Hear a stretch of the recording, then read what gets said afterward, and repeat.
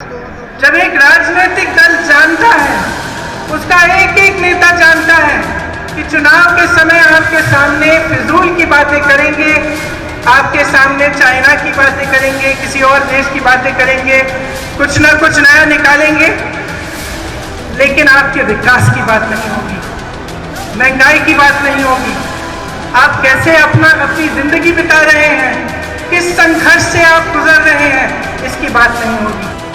जब किसान आंदोलन कर रहे थे, महीनों से बैठे हुए थे दिल्ली के बॉर्डर पे, तो हमारे पर्यटक प्रधानमंत्री अपने घर से निकलकर 10-20 किलोमीटर दूर जहां लाखों किसान बैठे थे वहां नहीं जा पाए।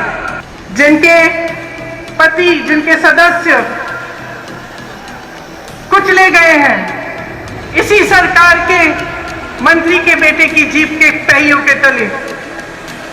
मैं उनकी विधवाओं से मिली हूं, उनकी बेटियों से मिली हूं, और मैं जानती हूं उनके मुंह से उन्होंने मुझे बोला कि हमें न्याय चाहिए, लेकिन इस सरकार से हमें न्याय कभी नहीं मिल सकता। मुझे गर्व है कि राजस्थान में एक ऐसी सरकार है जिसने कोरोना जैसे भयंकर संकट में एक एक जन की मदद की, जो पीछे नहीं हटे, जो आपके लिए संघर्ष करते हैं और आपके लिए ऐसी योजनाएं लाते हैं जिससे आपका विकास हो। लेकिन ये जानते हुए कि इस प्रदेश में हमारी सरकार है, मुझे ये भी मालूम है कि प्रदेश और देश की जनता आज बहुत संकट में है।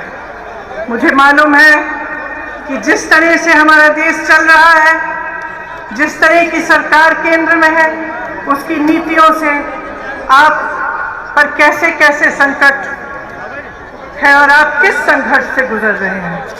आज ये रैली महंगाई हटाओ रैली है।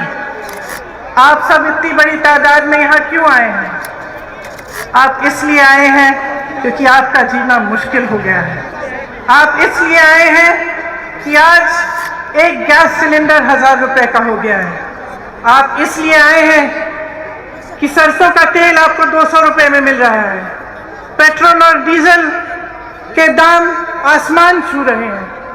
आप इसलिए आए हैं क्योंकि आपका रोजाना का जीवन मुश्किल हो गया है और इस संघर्ष में आपकी कोई सुनवाई नहीं है। देखिए, दो तरह की सरकार होती है। एक ऐसी सरकार होती है जिसका लक्ष्य होता है सेवा, समर्पण और पब्लिक से सच्चाई की बात, और एक ऐसी सरकार होती है जिसका लक्ष्य होता है झूठ, लालच और लूट। और आज की जो केंद्र सरकार है वह यही दूसरी तरह की सरकार है। इसे अच्छी तरह से पहचानिए। जितना पैसा विज्ञापनों में खर्चा जाता है, उतना पैसा किसानों को क्यों नहीं दिया जाता? मुझे पता चला कुछ दिनों पहले कि जिस प्रदेश में मैं काम करती हूँ, उत्तर प्रदेश में, उस प्रदेश में सरकार हजारों करोड़ रुपए सिर्फ विज्ञापनों पे खर्च कर रही है, लेकिन वही सरकार किसान को खाद दिलवा नहीं पा रही है। उसी सरकार में एक गांव है जहां मैं 4 ऐसे परिवारों से मिली जिनके मुखिया खाद की लाइन में खड़े खड़े गुजर गए, क्योंकि 2-3 दिनों से खाद वितरण की लाइन में खड़े थे और उनको खाद नहीं मिला। घर नहीं गए, डर था लाइन छोड़ दूंगा तो खाद नहीं मिलेगी, वहीं पे गिर पड़े। मैं ऐसे परिवार से मिलके आई हूं जिनके पति, जिनके सदस्य कुचले गए हैं इसी सरकार के मंत्री के बेटे की जीप के पहियों के तले। मैं उनकी विधवाओं से मिली हूं, उनकी बेटियों से मिली हूं, और मैं जानती हूं उनके मुंह से उन्होंने मुझे बोला कि हमें न्याय चाहिए, लेकिन इस सरकार से हमें न्याय कभी नहीं मिल सकता। कभी नहीं मिल सकता न्याय, क्योंकि इसी सरकार का मंत्री अभी भी हमारे प्रधानमंत्री के साथ मंच पे खड़ा रहता है, जिसके बेटे ने हमारे पति को कुचला, जिसके बेटे ने हमारे बेटे को कुचला। तो जो सरकार केंद्र में है वो निश्चित है कि जनता की भलाई नहीं चाहती, आपके लिए काम नहीं कर रही है। किसके लिए काम कर रही है? स्पष्ट है, पूरी दुनिया देख रही है, पूरा देश देख रहा है कि ये सरकार सिर्फ कुछ गिने चुने उद्योगपतियों के लिए काम कर रही है। कल मैं गोवा में थी। गोवा में एक अनोखी समस्या है, आप चौंक जाएंगे सुनकर, कि एक उद्योगपति के कोयले के लिए ऐसी सुविधाएं बनाई जा रही हैं जो गोवा की जनता को चाहिए ही नहीं। वहां गई, मुझे बताया गया बड़ी बड़ी सड़क बन रही है, किस लिए? उनके यातायात के लिए नहीं, जनता के लिए नहीं, एक उद्योगपति के कोयले को इधर से उधर ले जाने के लिए। जब किसान आंदोलन कर रहे थे, महीनों से बैठे हुए थे दिल्ली के बॉर्डर पे, तो हमारे पर्यटक प्रधानमंत्री अपने घर से निकलकर 10-20 किलोमीटर दूर जहां लाखों किसान बैठे थे वहां नहीं जा पाए। पूरा साल निकल गया, वहां नहीं जा पाए। दुनिया भर में भ्रमण किया, अमेरिका गए, चाइना गए, तमाम देशों में गए, लेकिन अपने दुखी किसानों से बात करने नहीं जा पाए। ये ऐसी सरकार है, समझ लीजिए, जहां पे प्रधानमंत्री पर्यटन में व्यस्त रहते हैं, अपने उद्योगपति मित्रों को एक दिन में हजारों करोड़ रुपए कमाते हैं, उनको कमाने में व्यस्त हैं। और वही सरकार है जिसमें आज इस देश का किसान एक दिन में मात्र 27 रुपए कमा रहा है। समझ लीजिए, आपने अपना विश्वास किसमें डाला? जब आपने इनको चुना, आपकी एक आस्था थी, आपकी आशा थी कि देश तरक्की करेगा। उस समय बहुत बड़े बड़े भाषण देते थे कि 70 सालों में कांग्रेस ने कुछ नहीं किया। मैं उनसे पूछना चाहती हूँ, 70 साल की रट छोड़िए, हमें बताइए 7 सालों में क्या किया है? 7 सालों में हमें एक ऐसी संस्था दिखा दीजिए जो आपने बनाई शिक्षा के लिए। हमें एक ऐसा एम्स जैसा अस्पताल दिखा दीजिए। जिस हवाई अड्डे से आपका हवाई जहाज उड़ता है, वो हवाई जहाज भी कांग्रेस ने बनाया। और आज जो भी कांग्रेस ने बनाया, ये सरकार बेचना चाहती है, अपने उन्हीं दोस्तों को बेचना चाहती है।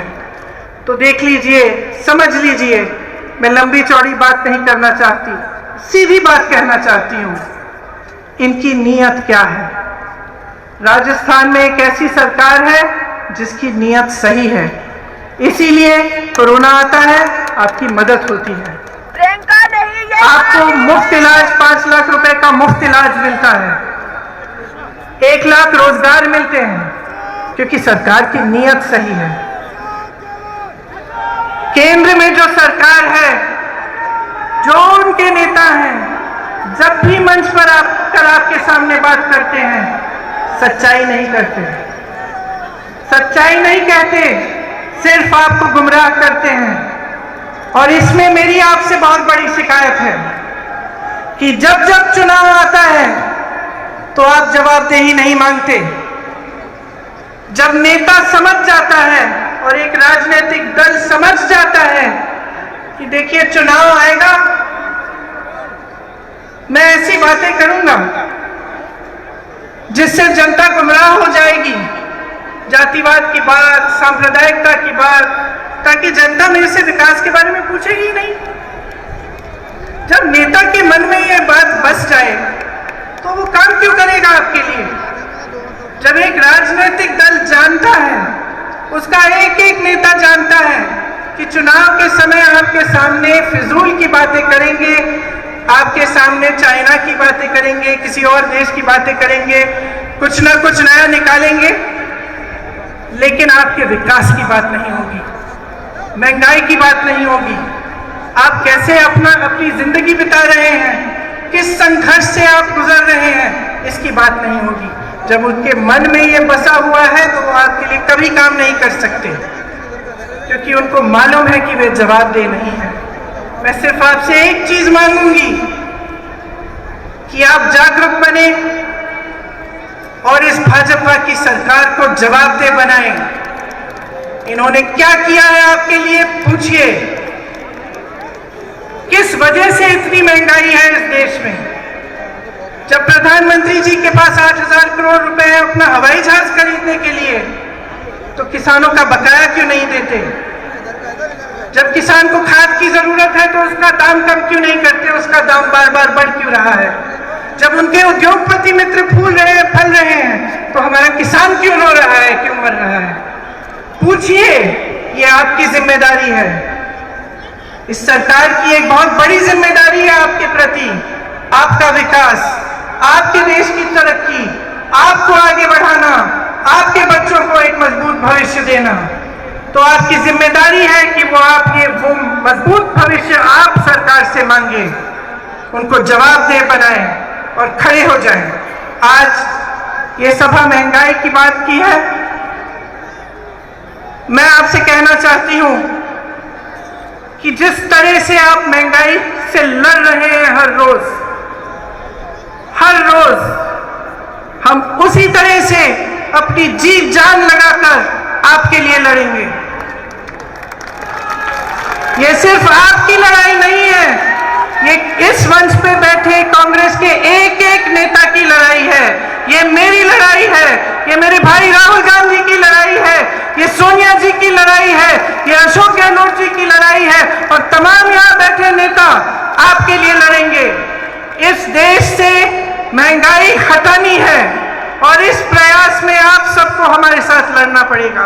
एक बार जोर से बोलिए, महंगाई को, और जोर से बोलिए, महंगाई को, महंगाई को।